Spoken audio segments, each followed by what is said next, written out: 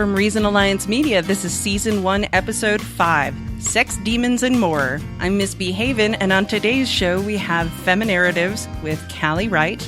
We have a new segment called Hell Hath No Fury, which is a rant, this time about sex demons. Then we have a little change. Instead of Drunk Herstory, we now have the Herstory Challenge. We're talking about Maya Angelou and Mary Wollstonecraft. Then we have Butt Plugs and More, the sister store to dildos and more. Stay tuned.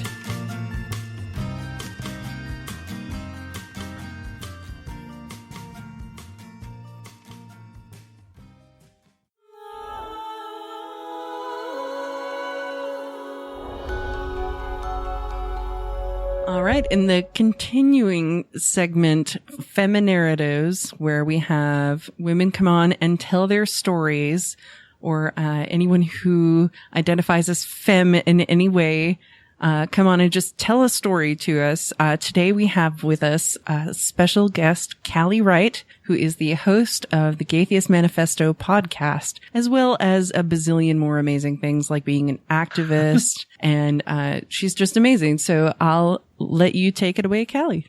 Well, thank you. I appreciate that. So I actually used to be one of those really annoying people that thought that privilege didn't exist. So I had even, struggling most of my life with my gender identity and, knowing that like I'm not a dude. I still was sort of surrounded by those kinds of narratives. And my station in life was as a relatively privileged person, which it still is aside from the trans thing. So I didn't really have to experience or see a lot of the sorts of discrimination, even the subtle kinds of things. So I just thought white privilege, male privilege, all of that stuff, I thought it was all crap. And I had a very sort of meritocratous. I just saw life as a meritocracy, basically if you work hard, you'll succeed. And if you're not, you're lazy, like those kinds of things. I used to have that really annoying kind of attitude. And then I came out. And you'll hear a lot of people in the trans community, at least binary folks who, transition from, being assigned female at birth, who identify as specifically male or vice versa. You'll hear a lot of people talk about their sort of complex interactions with privilege and how trans men in a lot of ways gain privilege and trans women a lot of times lose it. And I obviously had the latter experience. And there's this really sort of complicated feeling that happens when you realize that's happening, because experiencing misogyny is not fun. A lot of times it's horrifying and traumatic and terrible, and it doesn't feel good. It's not a good thing. But in a weird way, for me and for lots of other trans women I've talked to who have had these similar experiences, it's also sort of affirming, which is a really, really weird place to be. And the first time this happened to me, I was in a Facebook group for people who do audio engineering. So I used to run a recording studio, and I was in a Facebook group with a lot of other audio engineers. And a lot of the people there were pretty above my level, audio engineering wise. So I never really contributed much. I just read a lot so I could learn from what these people had to say, because they were really good at what they did. And this was maybe 2-3 months after I started transitioning. I changed my name on Facebook. I changed my profile picture where I looked pretty feminine. And somebody asked a question that I actually had relevant experience for. And I was like, ooh, I can jump in here with a helpful answer to this. And it was something very innocuous, like, what's the best plugin to get your favorite guitar tone? Which, without going into like super crazy like audio engineering stuff, it's a very innocuous question. What do you do to get the best guitar tone? And everybody was jumping in with a bunch of different answers about mic positions, about plugins, like pieces of software that people can use. And I thought it was a cool discussion. And I jumped in and I gave, my opinion on what, for the kind of stuff that I did, what my favorite thing to do for guitar tone was. And I was literally the only one on the thread that people dogpiled on to say that was the stupidest thing they'd ever heard, and that sounds terrible. Why would you ever do that? And there's no way you're a real engineer. You say you went to the recording workshop. There's no way you get paid to record. all of that kind of just awful stuff. And I was like, my God. And I didn't even think about it at first. And I was like, wow, I guess like, am I really that bad? Like I record stuff and I think it sounds pretty good, and bands seem really happy to pay me for this stuff because they think it's good. And, bands come to me based on this stuff. And then I realized what was happening. I was the only woman on the thread. And that was what was happening. I was a woman with an opinion about a male-dominated thing.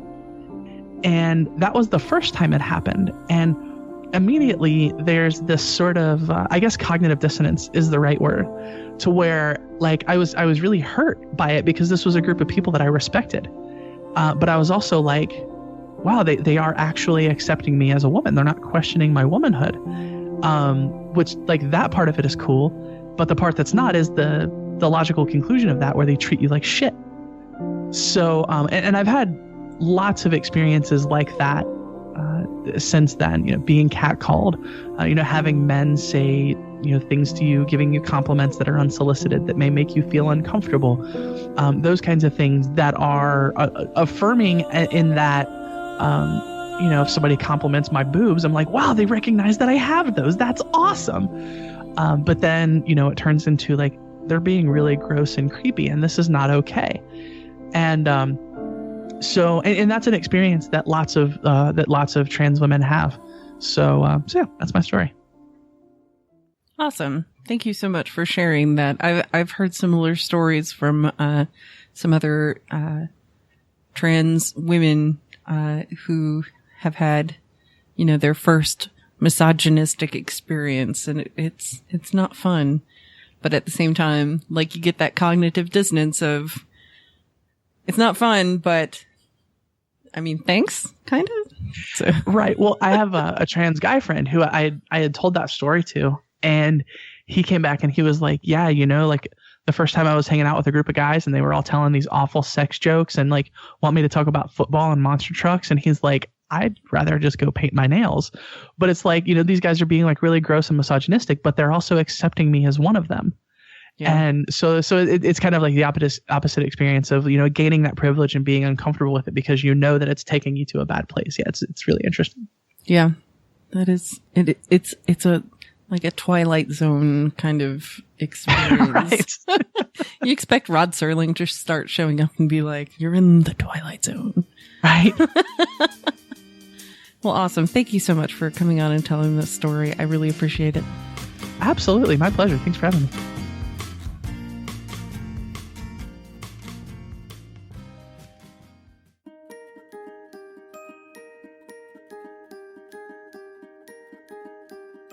It's time to celebrate with Miss Andrea's Bathhouse. It has been 1 year of smashing the patriarchy and smelling marvelous together. That's right, it's been 1 whole year since Miss Andrea's has been in business, and they're celebrating with the best beauty box ever. This month, and this is for the April box, your box will feature 7 celebratory samples and a bunch of extra fun party favors, including artwork, trinkets, candy, stickers, and more super fun secret stuff. Make sure you follow them on Facebook, Instagram, Twitter, and Tumblr for super secret sneak peeks throughout the month. Pre-orders will be open throughout the month of March, and boxes will ship April 1st. Because they have so many fun extras from their favorite artists and crafters, sales are limited for this one, and we cannot guarantee that the box won't sell out early. As usual, U.S. shipping is included in the box price, and international shipping is only $10, so check it out at www.missandry.com. Thanks to our partnership with Miss Andrea's Bathhouse, we are able to give you, our listeners, an exclusive promo code PSF10, as in PSF10, and that'll get you 10% off at missandry.com.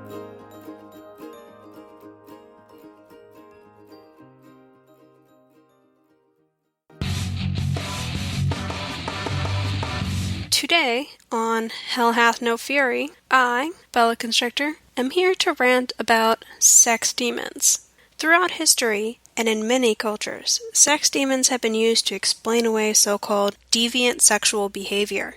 I suppose saying you were taken over by a demon is easier than saying you like to have sex. Examples of these demons can be found in many, many types of cultures: Jewish, German, South American, just to name a few. You may recognize the incubus and succubus, a male and female seductive demons whose origins are rooted in ancient Mesopotamian mythology. But have you heard of the Chacao, which I'm probably saying incorrectly, originating in Chile?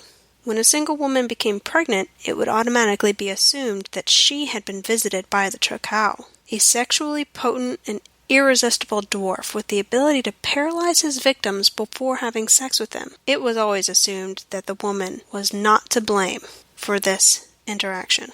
Or what about the more sinister Hungarian Ludwig, which I'm also probably saying incorrectly, a dark demon who, after hatching from the egg of a black hen, would imprint on a victim, shape-shifting into the form of a dead relative and raping them. Sounds like a good cover-up for abuse by a family member to me, but let's move on. Christian author Major Mack is a modern-day proponent of these ideas. He writes about his beliefs on female masturbation and its demonic leadings. He has written several ebooks with titles like Seduced by the Serpent, Yoga and Tantric Sex Revealed, and Hedonism, Destroying Demonic Sexual Strongholds. This self-proclaimed expert warns Christians about demonic sexual rituals and the dangers of masturbation in his most recent book, Diva, Goddess, Queen, and I quote, "Many of you who are reading this have sex toys in your possession right now. And whether you want to accept it as a fact or not, those sex toys are an open portal between the demonic realm and your own sex life. As long as you have those toys in your home, you have a doorway that can allow demons to not only access your life at will, but also to torment you, hinder, and destroy certain parts of your life as it relates to sex and your relationships." My response to this insane claim is, sex demon, I love you. Thank you for everything you have given me. I have a growing collection of sex toys, and I play with them all. According to Planned Parenthood, masturbation has many benefits, mental and physical. For instance, it enhances sex with partners, physically and emotionally. So, thank you, sex demon. Mutual masturbation has built a completely new layer of trust between me and my partner. Masturbation helps people learn how they like to be touched and stimulated sexually. Thank you, sex demon. Before I started masturbating regularly, my sexual relationships were completely one-sided. I enjoyed sex, but I didn't know myself very well. Masturbation increases the ability to have orgasms.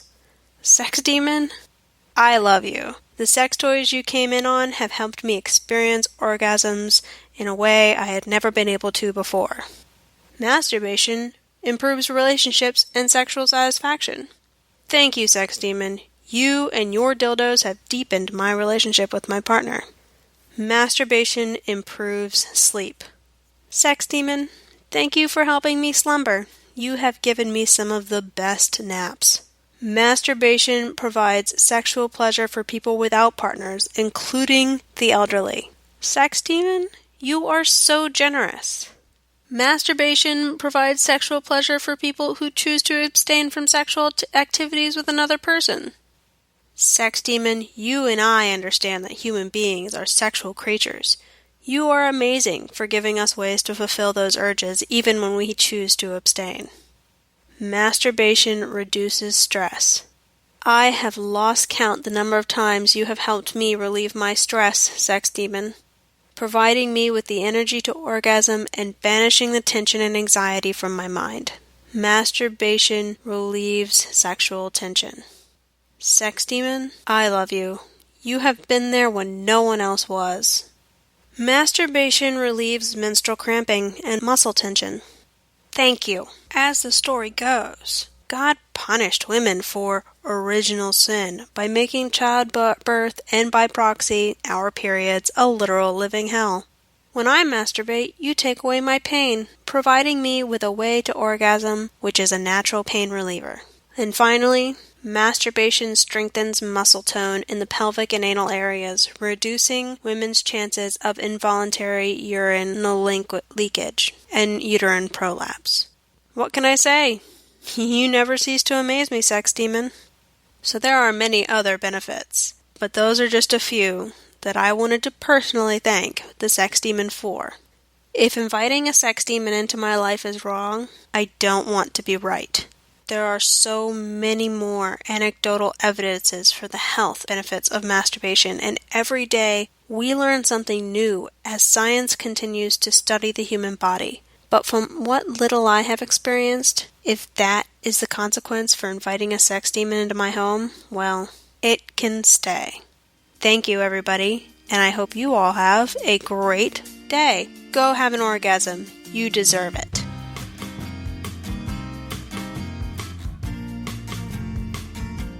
You know how every time you suggest you want to do something with your friends, that one friend says, well, who's going? Well, I'm here to tell you that this podcast you're listening to right now is going to be representing at ReasonCon 3 in Hickory, North Carolina on April 22nd. And also, these other podcasts will be represented there. Atheist in the Trailer Park, Barroom Atheists, Bi-Skeptical, By Any Means, Cognitive Dissonance, Country Fried Free Thought, Gaytheist Manifesto, Holy Crap, the Vlogcast, Inciting Incident, No Religion Required, Nonprofits Podcast, Opening Arguments, Oh Really Radio, Podunk Polymath, Polyaskery Podcast, Raw Men Podcast, Reason Alliance Media, and Atheist Avengers, Religion Refuted, Serious Inquiries Only, SJW Circle Jerk, Unbuckling the Bible Belt, Waiting for Wrath, Beyond the Trailer Park, and Sacrilege Podcast. We'll see you there. Get your tickets at ReasonNC.com.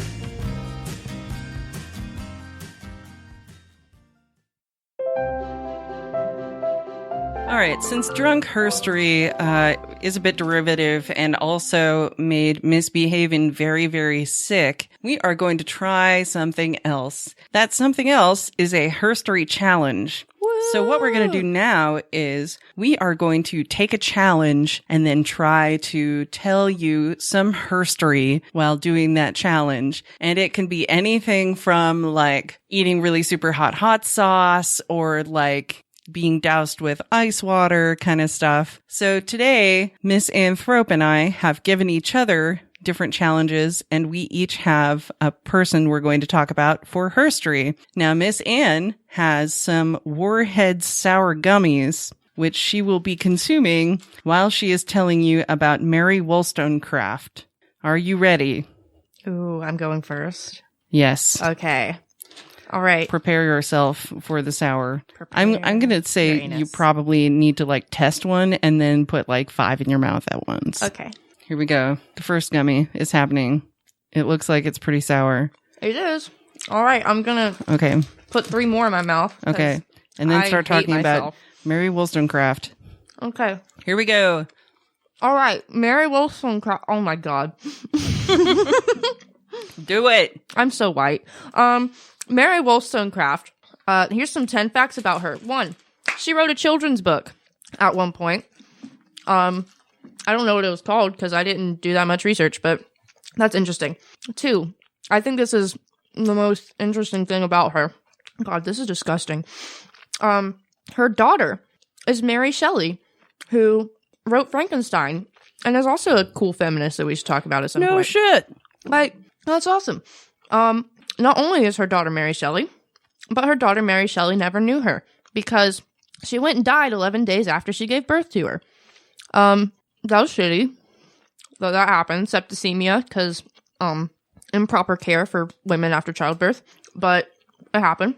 Her most famous work is A Vindication of the Rights of Women. It was published in 1792.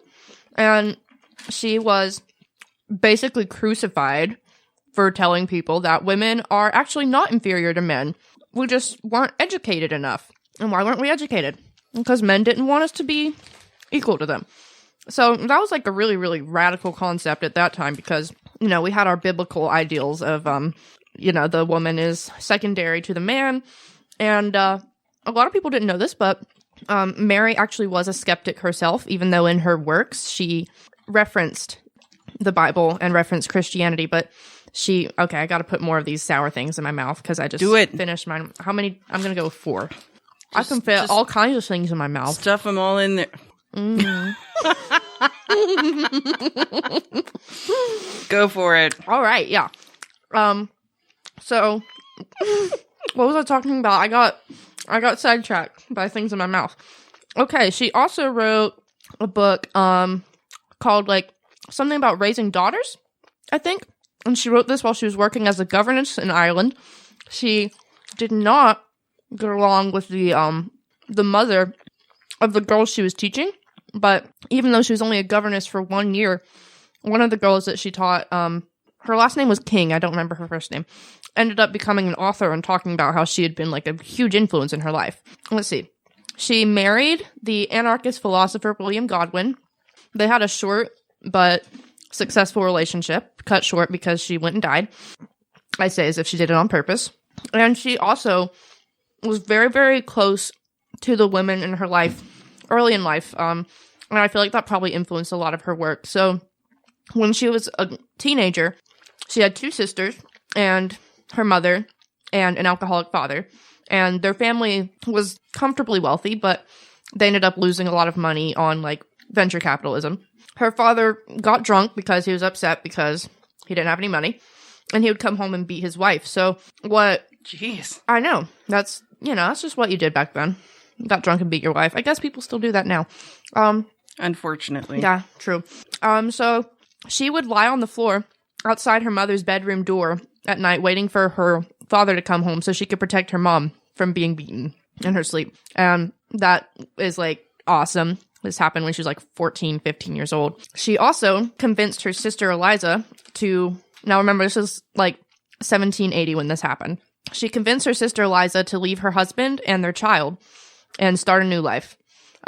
She actually made all the arrangements for Eliza to flee the family because she was probably, like, historians now think she was suffering from postpartum depression, but she also had like a very tumultuous relationship with the father.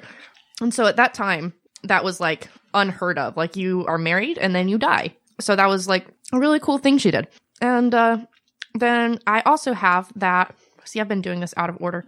She had 2 suicide attempts during her life, both over the same man who was not her husband. Wow. Yeah, he had a French name that I can't pronounce. Starts with an I. Let me put more sour gummies in my mouth real quick. Okay, spell the French name. I actually didn't write it down. Hold on, let me pull it up.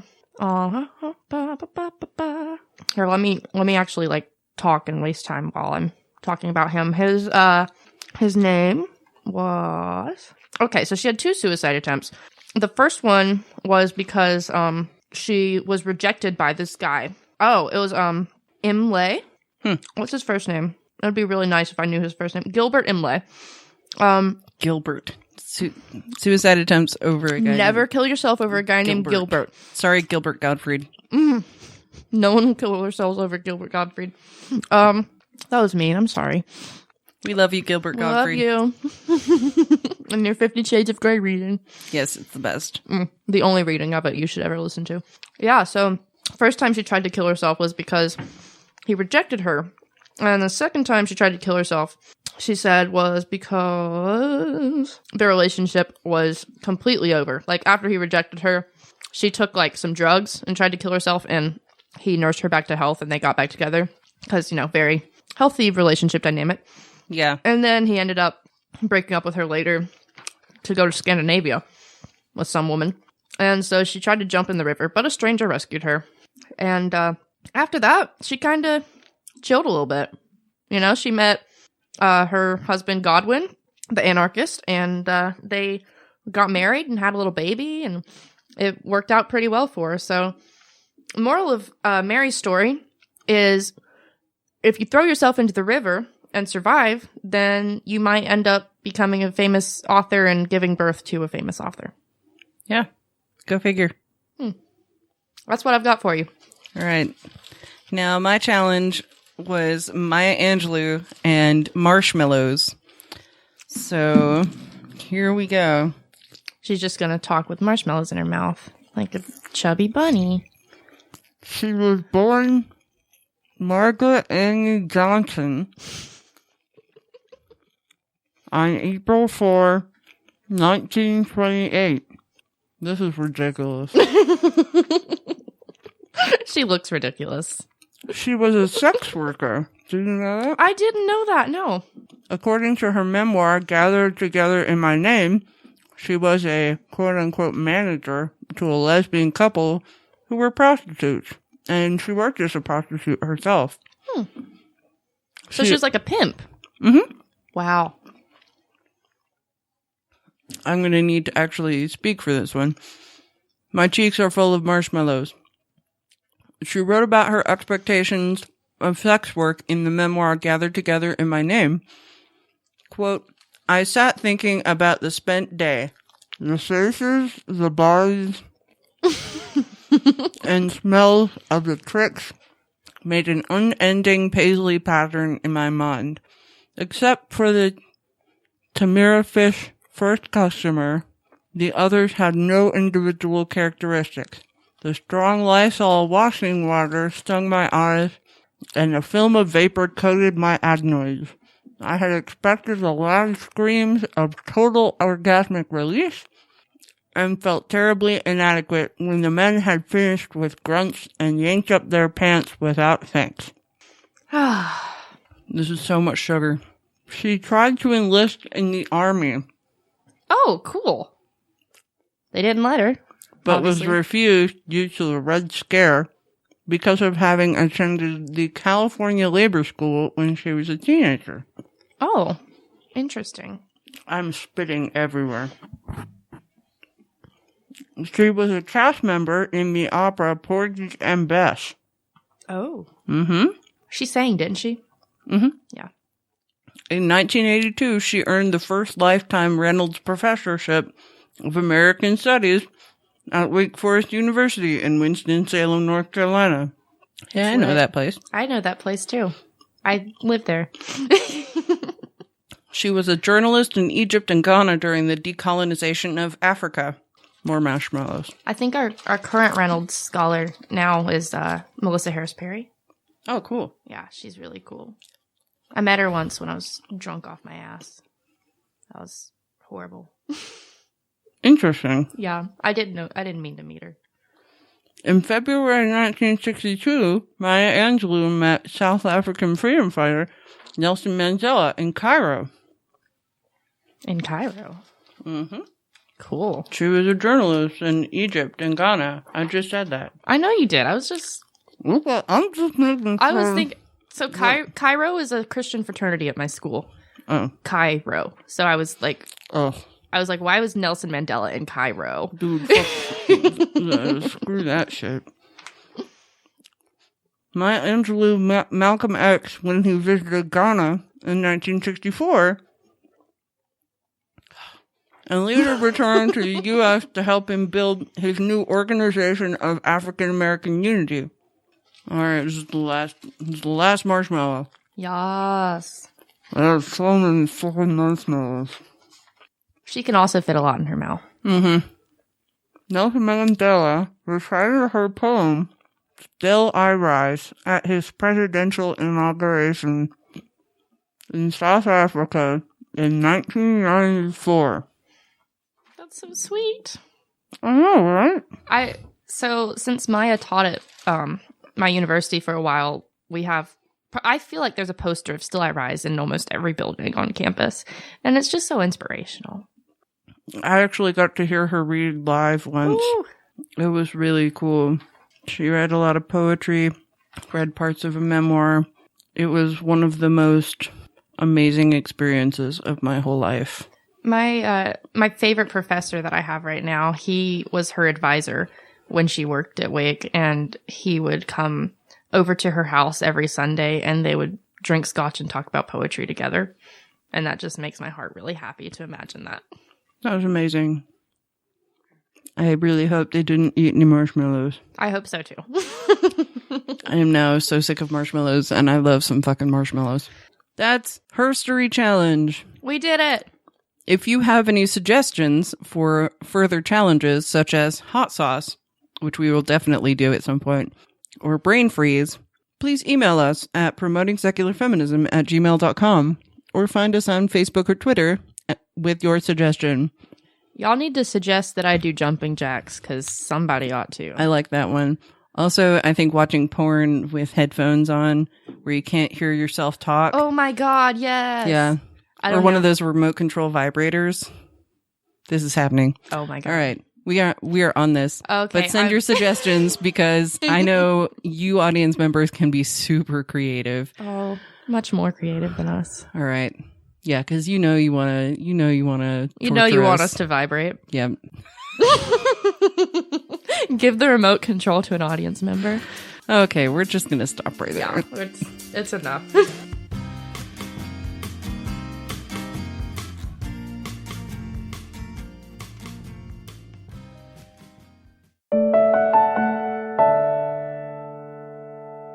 All right, I'm here with Jessica Xiao, and we are going to talk a little bit about the role of things like PSF in the world where Trump is the president of the United States.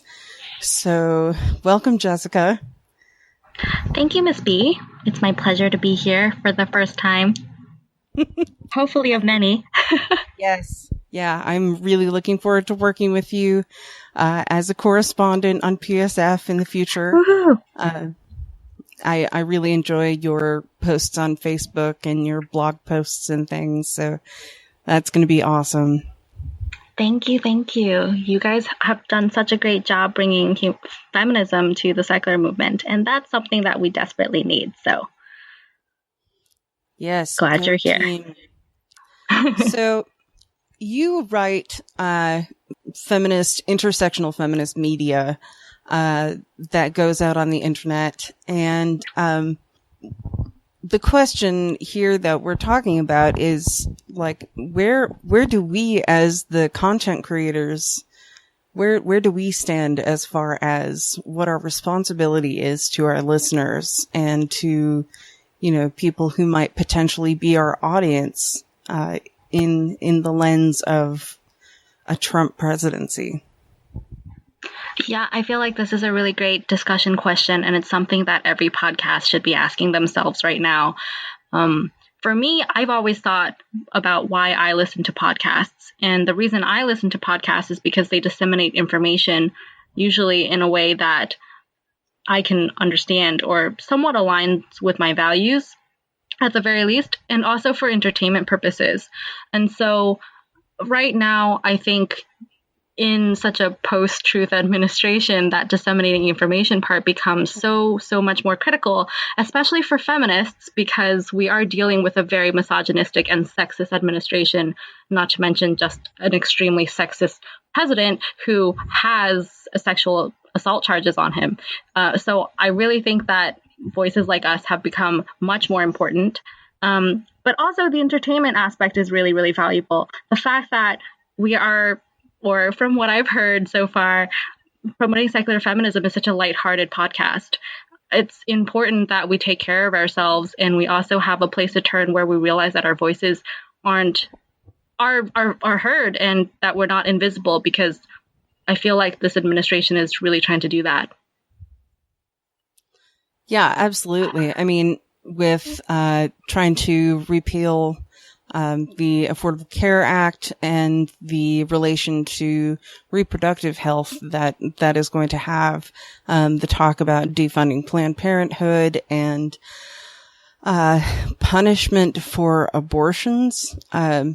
It's crazy out there, and it's certainly a good time for feminists to take a stand together. And that's why I think intersectional feminism is so important right now in particular, because we can't do it without each other. We need each other to stand up and say, hey, we are fighting for all of our rights, not just, cisgender, not just heterosexual, not just white women. We're fighting for all of these women's rights, and we're doing it in whatever way we can. And, I'm currently, at least disabled and, living in the South. So what I can do is a podcast.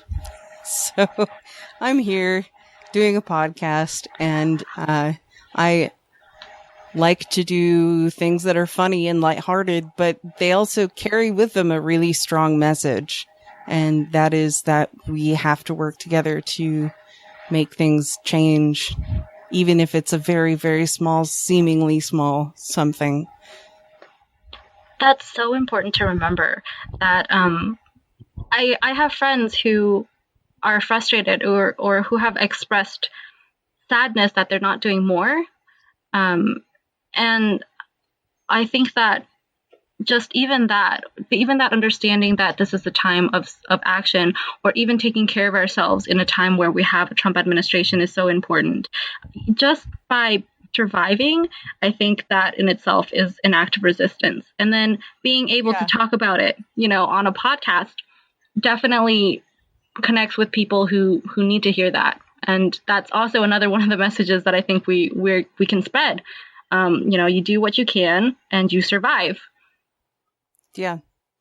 I like the idea that we're all surviving out of spite for this. Like, that's we'll fantastic. be around here forever because you guys exist, so we're gonna exist too. I like that. It's like the old crotchety grandma who won't leave you alone kind of thing. Yeah. like it. Just prior to us having this conversation, though, I really quickly Googled the role of podcasts in the time of Trump, because I'm sure somebody's talked about it. And I did find a Vulture article that maybe we could share as a link that specifically referenced the fact that Obama's very last presidential interview was with a fairly young podcast that was started by former Obama staffers, and it's called Pod Save America, which is really witty. And so they used this as an example of how there's this new crop of podcasts that focuses specifically on activism and are community driven. And so I think you guys have been doing that for quite a while. You're not really that, this is not an unfamiliar concept, but there are so many podcasts nowadays that are coming up just because of this president. For example, I also know Washington Post started one called Can He Do That?, which is just to talk about the legal implications of Trump's actions. And the New York Times recently started The Daily as a podcast to update people for maybe 20, 30 minutes at the beginning of each day on something related to politics. People are starting to become much more in tune, and that's where we really come in and provide them with the information that they're looking for. Yeah, and I think the nice thing too with podcasts is that it can be a private thing. Like when you're listening to a podcast on a set of headphones, you can connect with a community that you wouldn't necessarily be able to connect to in real life. So a lot of people who are deconverting from religion, from organized religion, will tend to turn to things like YouTube or podcasts that are about people deconverting from religion to kind of search out other information and to find a community in that particular medium. And I know I did that, certainly. And Godless Bitches was one of my favorite podcasts when I was, a very, very young atheist. And I was so happy that there are atheist feminists, but then they stopped making the podcast and I was so upset. And that's the whole reason PSF even exists. That's great. Filling the void. Yeah. It's so true, though. Just as much, though. It is so easy now to provide that sense of community online. I know that it can't replace everything that happens in offline. I didn't want to say in real life, because I really do find communication online has taken over such a big part of my own life, at the very least, that I can't call it unreal. We'll call it meat space. Yeah, exactly. But just being able to kind of open that up, and then you are immediately in a safe space where you feel like you're going to be understood and you're not exaggerating your problems per se, because we are currently kind of being the entire United States is kind of being gaslit at this very moment by someone who is telling us that our problems are not real and that we're less significant than other populations. So I think that's another thing that we have to offer, and I certainly would love for us to be able to provide that space. Although I'm also very curious about what our listeners would have to say. Yeah, and I think also on that matter, who would know better about having been gaslit than a whole bunch of women? I mean, not that women don't do that, but yeah, there are so many people who engage in that kind of crap, and it's just awful. But yeah, I mean, I'd love to dive into some more of the current events, particularly the fake news thing. Mm-hmm. I want to start putting out like purposefully called fake news. It's just actual news. That would be so much fun. And it's the whole point is like with PSF, it's that people are learning all of this stuff kind of accidentally by listening to this podcast. They're going, "Oh, this is funny. Ha ha ha. Oh wait, I guess feminism isn't awful. You don't have to be a feminazi to be a feminist." Oh gosh. Okay. Maybe I could call myself a feminist. That's not so bad. And, that's kind of the goal with it. Yeah, I guess I'm glad that feminism is in the name, but on the other hand, even just today I was thinking about how feminism itself is such a turnoff to so many people immediately. Like, you can see their eyes glaze over when the word comes up. It's really, really sad. Because it's so misunderstood in so many ways. So I am happy that there are people who are starting to understand what feminism actually is. I don't want to be I don't want to get into the no truth Scotsman fallacy, but it's very difficult to internalize how feminism affects each of our lives sometimes just by hearing the word and not understanding the specific principles. Yeah, and that also brings up part of why I called it, we called it secular feminism too, because it gets rid of the implications of the cognitive dissonance that must come with feminist principles and religious principles combining in one philosophy or ideology, because it can be really difficult to get around that sort of thing, as I've learned having grown up in the church. Who knows better about gaslighting than women who grew up in the church? Oh gosh, yeah. Oh, so much. Like, how important our virginity is, and how that is a super sacred thing that we can't, there goes the dogs. I guess my husband's home.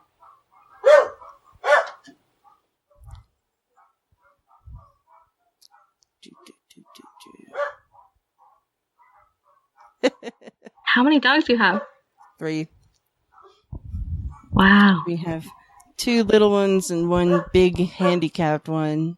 Oh. Well, not big. She's like medium sized. And we have 2 cats as well. So we've got a whole menagerie. What a nice family. Yeah, we got lots of babies. We've got Roscoe and Penelope are the 2 little dogs. Maggie is the medium-sized handicapped dog. And then the cats are named Princess Aura from Flash Gordon and Starbuck from Battlestar Galactica. Oh, that's so cute. I miss my cat. She passed away a couple of years ago. Aw. And my sister's dog hates me, so there's that. That's terrible. We didn't get off on the right foot, apparently. I think she's terrified of me. Yeah, Roscoe did not like me when I first got here. He didn't want me petting him at all, and now he lets me pet him with my foot. So I think baby steps. I think he's gotten used to me. Yeah. Okay, I think they're calm enough. Maybe. Hello. Hi. Oh, it's okay. I'm going to do like 2-3 more minutes of this discussion, and then I'll wrap up and we can go. Right. They're so excited. So, I was talking about like the sacred virginity thing and gaslighting and how it's such bullshit. Yes. Such bullshit. And I can't believe I listened to that crap for so long. And I can totally understand when people deconvert from religion being angry about all the stuff that they were gaslit about. 'Cause I'm not sure. But yes, anyways. I forget how lucky I am to have not grown up inside the church. I was just talking to a friend who was telling me about how much virginity still means to her. And that part, it's partially also due to her being Chinese and Chinese conservative values as well. But yeah, a lot of things that we make women go through. Yeah, and on top of that, in the world of Trump presidency. So yeah, things are crazy, and podcasting is just one of the many ways that we can express our frustration at it, but also come together as a community to build the grassroots activism that we need to get the Trumps of the world out of office. Exactly. Like in the Call Your Representatives sketch, or microactivism that we will be talking about with another future correspondent. Ooh. Yes, I'm very excited about that. So, yeah, it would be super helpful for podcasts and other media outlets to let others know what they can do to help. And so creative expression, though, is definitely one of those things. I mean, putting your artwork or writing or podcast out there for everyone to see, or just doing it for yourself for self-care so that you can be okay, is also great. Yes, absolutely. Just reminding people that they're not alone, because our voices do exist. Yes. And all the hugs. Yes, all the hugs. All right. Well, I think I'm going to wrap this up here. It was really great talking with you. Thank you so much for being on the show. And I look forward so much to having you with us as a correspondent. You're awesome. My pleasure. You guys are awesome. Talk to you soon. Bye. Bye.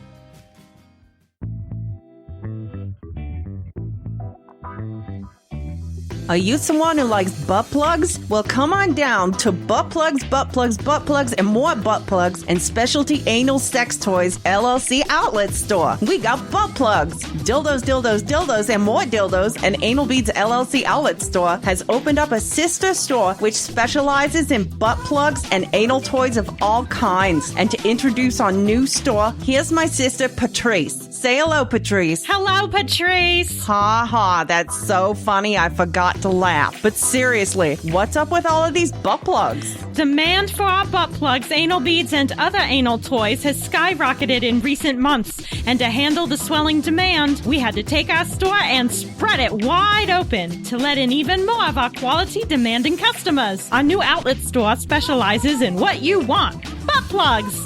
We here at Butt Plugs, and More Butt Plugs and Specialty Anal Sex Toys LLC Outlet Store specialize in butt plugs. Wow, that sounds amazing. What else? Well, we don't just specialize in butt plugs, Donna. You don't? No, don't be ignorant. We've got lots of sexy toys for every anal insertion desire and need. Our variety of anal toys is off the hook or on the hook if you're into anal hooks, which we also sell. I'm hooked already. Seriously, Donna, this is my moment. Don't ruin this for me. We've got butt plugs for beginners, journeymen, and the veteran anal expulsive. We've got vibrating butt plugs, non-vibrating butt plugs, inflatable butt plugs, beaded butt plugs, bulbous butt plugs, slender butt plugs, mini anal rimmers, gigantic backdoor buddies, and booty swellers. We also have butt plugs made from rubber, medical-grade silicone, glass, stainless steel, jelly, polished wood, high-quality plastic, vibranium, and burlap. And no, that's not all, Donna. I wasn't gonna say it. Shut up, Donna. We've got anal dildos, anal penis-shaped dildos, anal vibrating dildos, dual penetrators, curved double dongs, G-spot pleasers, backdoor blasters, and the ever-popular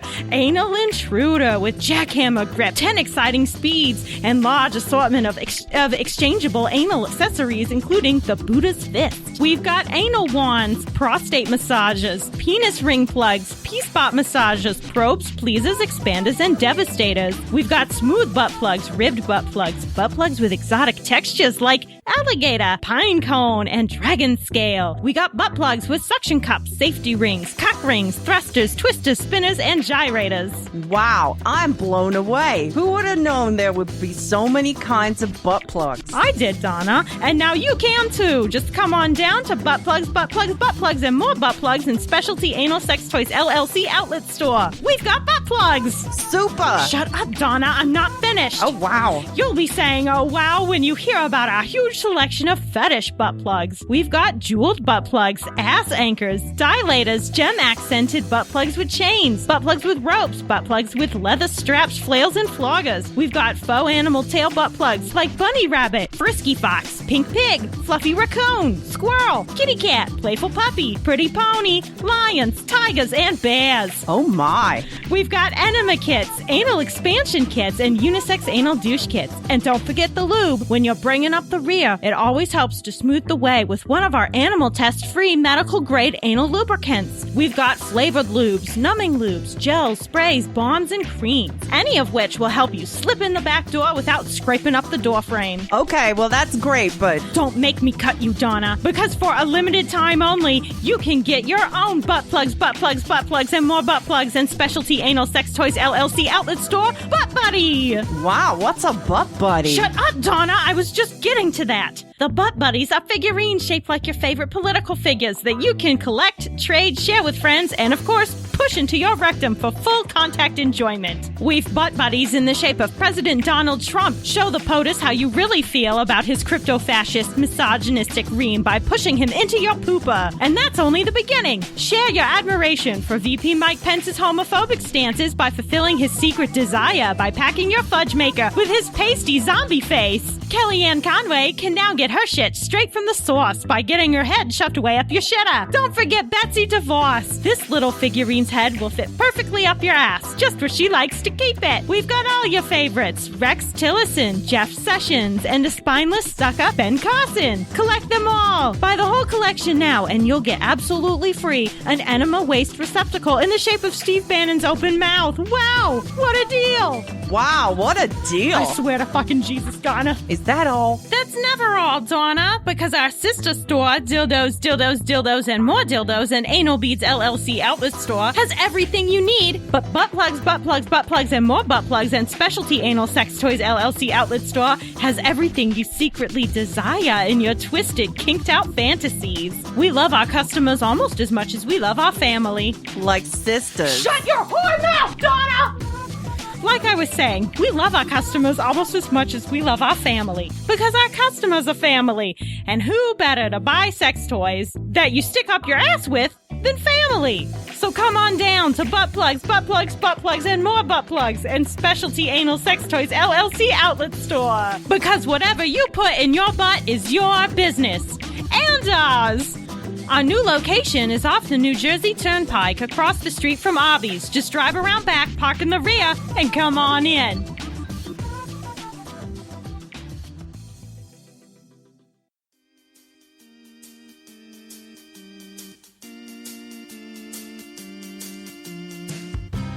Thanks for listening to PSF, Promoting Secular Feminism.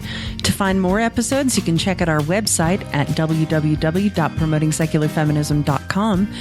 Or if you want to get in touch, you can email us at promotingsecularfeminism@gmail.com. You can also find episodes on iTunes, Spreaker, Stitcher, and YouTube. Don't forget to subscribe, like, and rate and review us. We love 5-star reviews. I'm Miss B. Haven because well-behaved women rarely make history.